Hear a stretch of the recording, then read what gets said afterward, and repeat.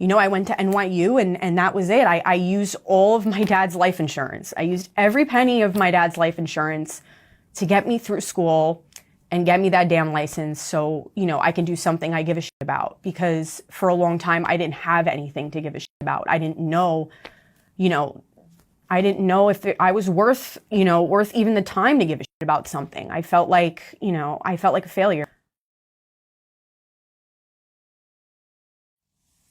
All right, Danielle. Danielle, where are you from originally?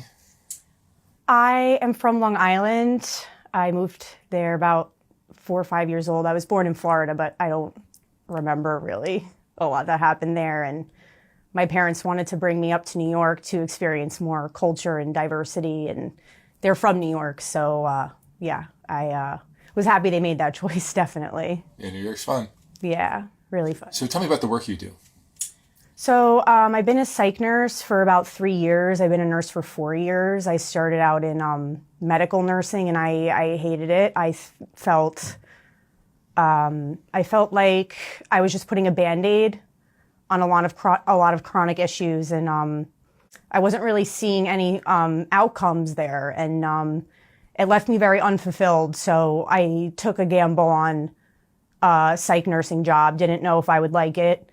In Manhattan, and I've been doing it ever since.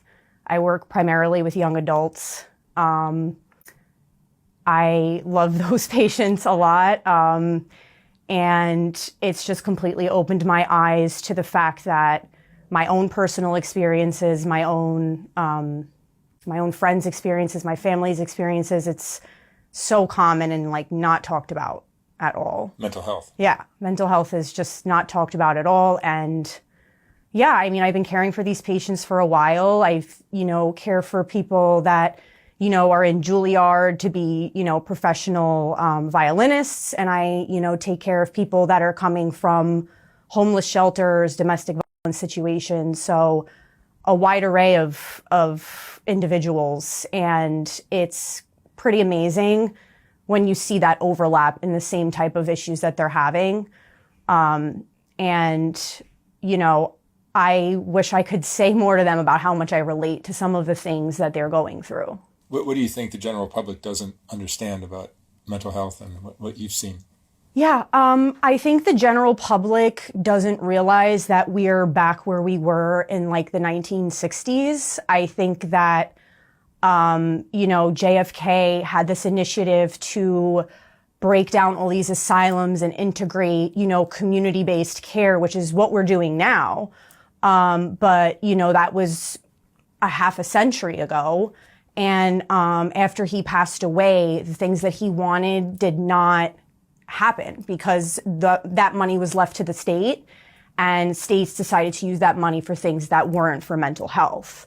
So, the massive amount of, mental health issues, incarceration, homelessness, it's a trickle down effect. And I think a lot of it has to do with mental health. And I think that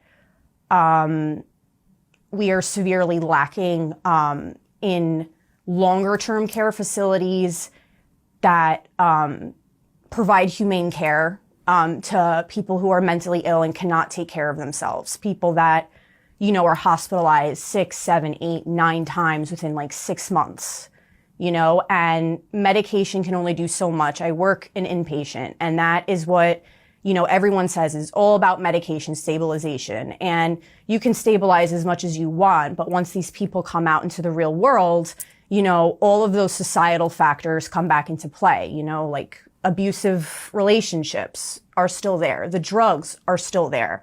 The lack of shelter, the lack of housing is still there.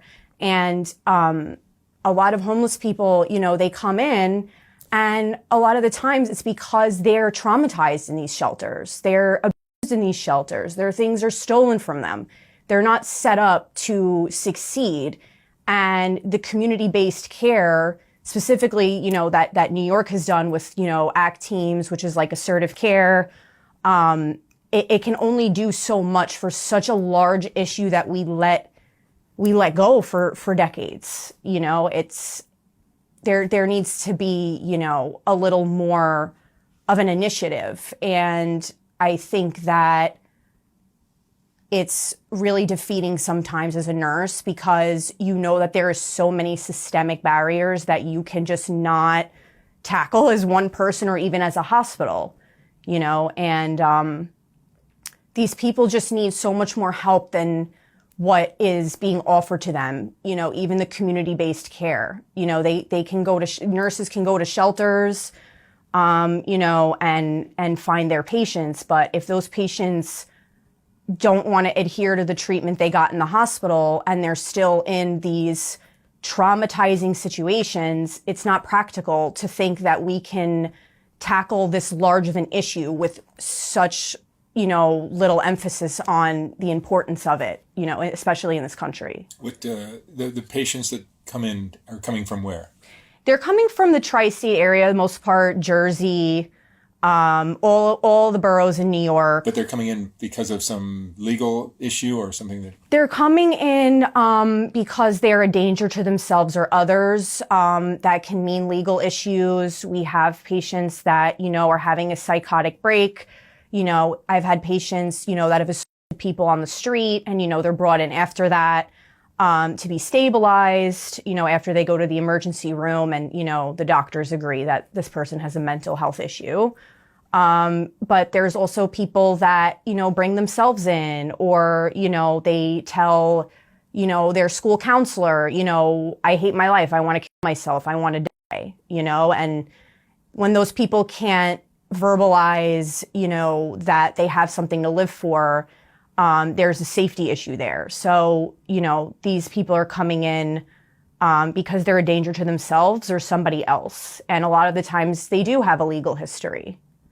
Sometimes they don't.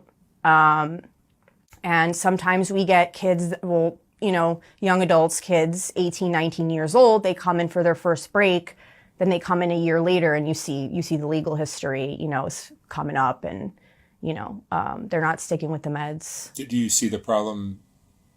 Clearly, there's often a drug issue, but the mental health issue came first rather than the drug. Yeah, I think the mental health issues came before the drugs. I think people were in pain. I think that when you experience things, and I have personal experience with, a substance use history when I was an adolescent, that, I can speak from my own experience. I was in pain. I felt misunderstood. I didn't feel like I had a support system or someone to talk to. And I didn't feel safe. And the only way, that I got relief from that was using substances.